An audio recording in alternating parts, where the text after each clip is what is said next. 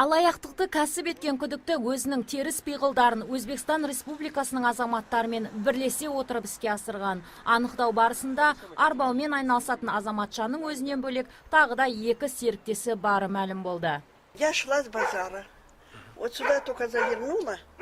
Олар көмек көрсетеміз, жинаған қаржыңыз болса беріңіз, 30% үстемемен көбейтіп беріп қайтарамыз дегенді айтты. Осылайша мен өзімнің 100 000 теңгемнен айырылып қалдым. Алаяқтардың жоспары да өте қарапайым. Олар девальвацияны алға тартып, зейнеткерлерге билік партиясы жаңа әлеуметтік бағдарламаны іске қосқанын жеткізген. Сонымен қатар бағдарлама аясында зейнеткерлерге жиналған қаржысын беруді, кейін сол қаржылары 30% үстемемен өздеріне қайтарылатынын айтып, аңқау қарттарды алдап соққан. Увидели женщину взрослую. Я подошла к ней и сказала, что якобы собеседовали. И объясняли женщине о том, что имеющиеся деньги, личные ее деньги, что их нужно зарегистрировать, так как скоро будет инфляция.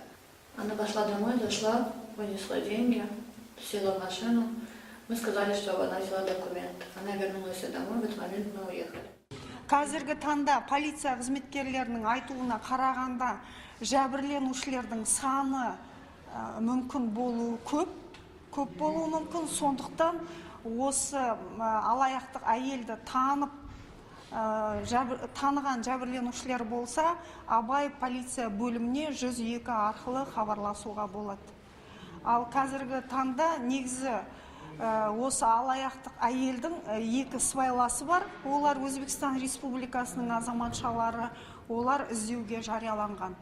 Ұсталғандардың үстінен бүгінде қылмыстық іс қозғалып, тергеу амалдары жүргізілуде. Ал құқық қорғау органдарының қызметкерлері бақ өкілдері арқылы осындай әрекеттерден бұдан өзге қанша азаматтардың алданып, оларға қанша шығын келтірілгенін анықтап, іздестіру үстінде. Нурзина Туриханова, Әділ Самаликов, Платон Леденев, ТВК телеарнасы.